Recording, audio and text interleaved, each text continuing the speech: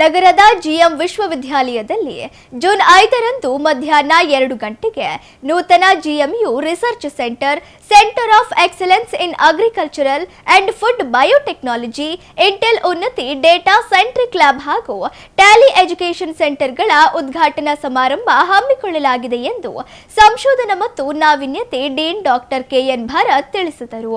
ಸುದ್ದಿಗೋಷ್ಠಿಯಲ್ಲಿ ಮಾತನಾಡಿದ ಅವರು, ವಿಶ್ವವಿದ್ಯಾಲಯದ ನೂತನ ಶೈಕ್ಷಣಿಕ ಕಟ್ಟಡದ ಸಭಾಂಗಣದಲ್ಲಿ ನಡೆಯಲಿರುವ ಸಮಾರಂಭದಲ್ಲಿ ಧಾರವಾಡದ ಕೃಷಿ ವಿಶ್ವವಿದ್ಯಾಲಯ ಕುಲಪತಿಗಳಾದ ಡಾಕ್ಟರ್ ಪಿಯು ಕೃಷ್ಣರಾಜ್, ಬೆಂಗಳೂರಿನ ಇಂಡಿಯನ್ ಇನ್ಸ್ಟಿಟ್ಯೂಟ್ ಆಫ್ ಸೈನ್ಸ್ನ ಗೌರವ ಪ್ರಾಧ್ಯಾಪಕರಾದ ಪ್ರೊಫೆಸರ್ ಕೆ ರಾಜಣ್ಣ, ಇಂಟೆಲ್ ಕಾರ್ಪೊರೇಷನ್ನ ರಾಷ್ಟ್ರೀಯ ವ್ಯವಹಾರ ವ್ಯವಸ್ಥಾಪಕ ಗಿರೀಶ್ ಹೆಚ್, ಹೆಡ್ಗೇಟ್ ಟೆಕ್ನಾಲಜೀಸ್ ಪ್ರೈವೇಟ್ ಲಿಮಿಟೆಡ್ನ ನಿರ್ದೇಶಕರಾದ ಗುರುಪ್ರೀತ್ ಸಿಂಗ್, ಟ್ಯಾಲಿ ಎಜುಕೇಷನ್ ಮತ್ತು ಡಿಸ್ಟ್ರಿಬ್ಯೂಷನ್ ಸರ್ವಿಸಸ್ ಪ್ರೈವೇಟ್ ಲಿಮಿಟೆಡ್ನ assistant general manager GG Kumar N ಹಾಗೂ ಸಹಾಯಕ ಪ್ರಾದೇಶಿಕ ವ್ಯವಸ್ಥಾಪಕ ಪ್ರೇಮರಾಜ್ ಎಸ್ ಮುಖ್ಯ ಅತಿಥಿಗಳಾಗಿ ಆಗಮಿಸಲಿದ್ದಾರೆ ಎಂದರು. ಜಿಎಂ ವಿಶ್ವವಿದ್ಯಾಲಯದ ಕುಲಾಧಿಪತಿಗಳಾದ ಜಿಎಂ ಲಿಂಗರಾಜು ಅಧ್ಯಕ್ಷತೆ ವಹಿಸಲಿದ್ದು, ಕುಲಪತಿಗಳಾದ ಡಾಕ್ಟರ್ ಎಸ್ಆರ್ ಶಂಕಪಾಲ್, ಸಹ ಉಪಕುಲಪತಿಗಳಾದ ಡಾಕ್ಟರ್ ಎಂ ವೇಣುಗೋಪಾಲ್ ರಾವ್ ಹಾಗೂ ಕುಲಸಚಿವರಾದ ಡಾಕ್ಟರ್ ಸುನಿಲ್ ಕುಮಾರ್ ಬಿಎಸ್ ಉಪಸ್ಥಿತರಿರಲಿದ್ದಾರೆ. ವಿಶ್ವವಿದ್ಯಾಲಯದಲ್ಲಿ ಸಂಶೋಧನೆ, ನಾವೀನ್ಯತೆ, ಕೌಶಲ್ಯಾಭಿವೃದ್ಧಿ, ಸಹಭಾಗಿತ್ವವನ್ನು ಉತ್ತೇಜಿಸುವ ಉದ್ದೇಶದಿಂದ ಈ ಕೇಂದ್ರಗಳನ್ನು ವಿದ್ಯಾರ್ಥಿಗಳಿಗೆ ಅತ್ಯಾಧುನಿಕ ತಂತ್ರಜ್ಞಾನ ಮತ್ತು ಉದ್ಯೋಗೋದ್ಯಮ ಕೌಶಲ್ಯಗಳ ತರಬೇತಿ ದೊರೆಯಲಿದೆ ಎಂದರು.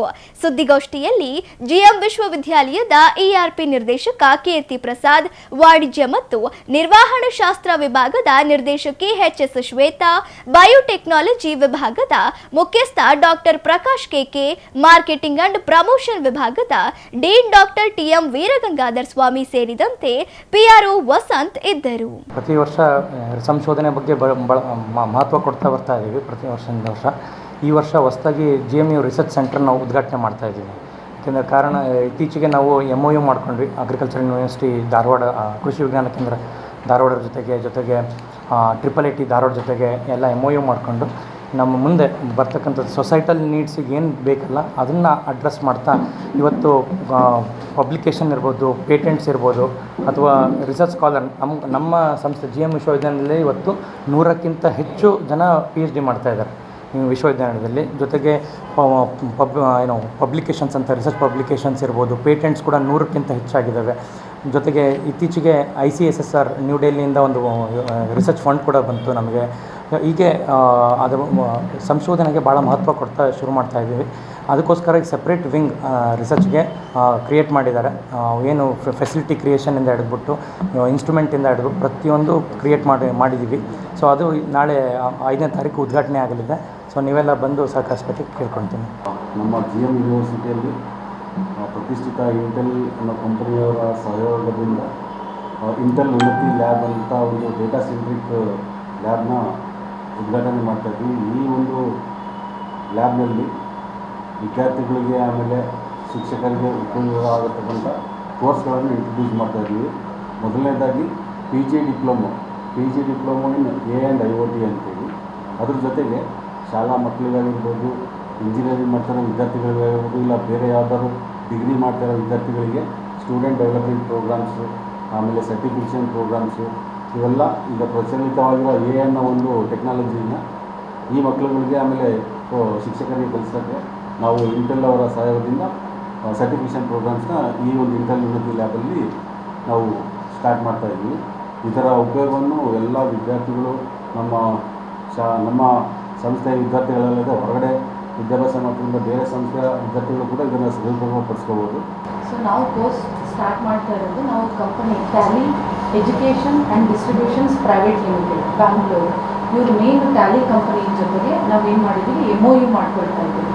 ಸೊ ಇದರಿಂದ ಏನು ಬೆನಿಫಿಟ್ ಇದೆ, ಈ ಲೋಕಲ್ ಟ್ಯಾಲಿ ಕೋರ್ಸ್ 1 ಮಾಡೋದಿದ್ದು ನಾವು ಟ್ಯಾಲಿ ಕಂಪ್ನಿ ಜೊತೆಗೆ MOU ಮಾಡೋದ್ರಿಂದ ಯಾವುದೇ ಡಿಗ್ರಿ ಆಗಿರೋ ಮಕ್ಕಳು ಇದಕ್ಕೆ ರಿಜಿಸ್ಟ್ರೇಷನ್ ಮಾಡ್ಕೋಬೋದು.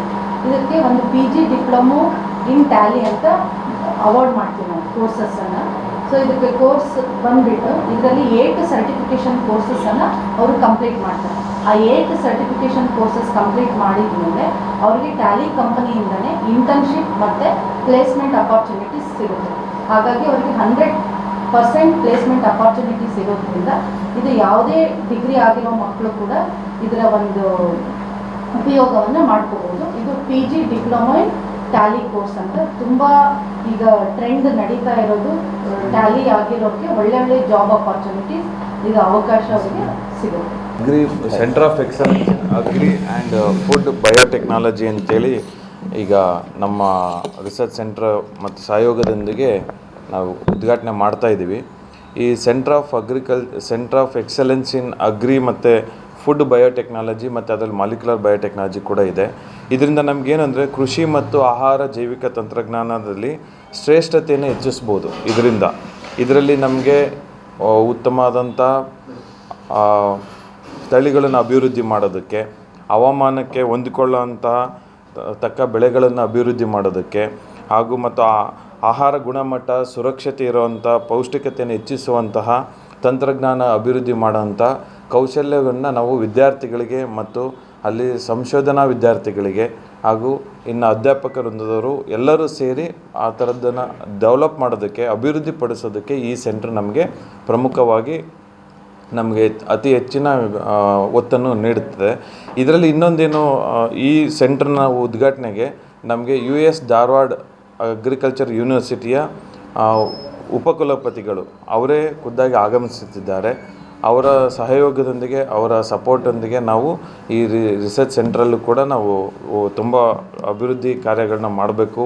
ನಮ್ಮ ಸ್ಟೂಡೆಂಟ್ಸ್ ಆಗಿರ್ಬೋದು, ಇಲ್ಲ ಹೊರಗಡೆ ಪಬ್ಲಿಕ್ ಆಗಿರ್ಬೋದು, ಅವ್ರದ್ದು ಒಂದೇನು ಇನೋವೇಟಿವ್ ಐಡಿಯಾಸ್ ಇದೆ ಅದನ್ನು ತೊಗೊಂಬಂದು ನಮ್ಮ ಲ್ಯಾಬ್ಸಲ್ಲಿ ಇಂಪ್ಲಿಮೆಂಟ್ ಮಾಡ್ಬೋದು. ಅದ್ರ ಜೊತೆ ಹೊಸ ಸ್ಟಾರ್ಟಪ್ಸ್ಗಳಿಗೆ ಅದಕ್ಕೆ ಉತ್ತೇಜನ ಕೊಡ್ತಿದ್ದಾರೆ. ಆಮೇಲೆ ಹೊಸ ಪ್ರಾಡಕ್ಟ್ಸ್ ಬಂದ್ಬಿಟ್ಟು, ಆಮೇಲೆ ಈಗ ಅಗ್ರಿಕಲ್ಚರಲ್ ಅಷ್ಟೇ, ವೇಸ್ಟಲ್ಲಿ ಹೆಂಗೆ ನಾವು ಅಗ್ರಿಕಲ್ಚರ್ ಪ್ರಾಡಕ್ಟ್ಸ್ನ ರೆಡಿ ಮಾಡ್ಬೋದು, ಈ ಥರದ್ದೆಲ್ಲ ಕಾರ್ಯಕ್ರಮಗಳನ್ನ ನಾವು ಹಮ್ಮಿಕೊಂಡಿದ್ದೀವಿ. ಹಾಗಾಗಿ ದಯವಿಟ್ಟು ಈ ಒಂದು ವಿಷಯವನ್ನು ಹೊರಗಡೆ ಪಬ್ಲಿಕ್ಕಿಗೂ ತಲುಪಲಿ, ಸೊ ದಟ್ ಅವರು ಕೂಡ ನಮ್ಮ ಈ ಒಂದು ಫೆಸಿಲಿಟಿನ ಯೂಸ್ ಮಾಡ್ಕೊಳ್ಳಿ ಅನ್ನೋದು ಒಂದು ಉದ್ದೇಶ ಇದೆ. ಹಾಗಾಗಿ ದಯವಿಟ್ಟು ತಾವುಗಳು ತಮ್ಮ ಪ್ರತಿಷ್ಠಿತ ಪೇಪರ್ಗಳಲ್ಲಿ ಇದನ್ನು ಚೆನ್ನಾಗಿ ಪಬ್ಲಿಷ್ ಮಾಡೋದಕ್ಕಾಗಿ ವಿನಂತಿ ಮಾಡ್ತಾ ಇದ್ದೀವಿ ಸರ್.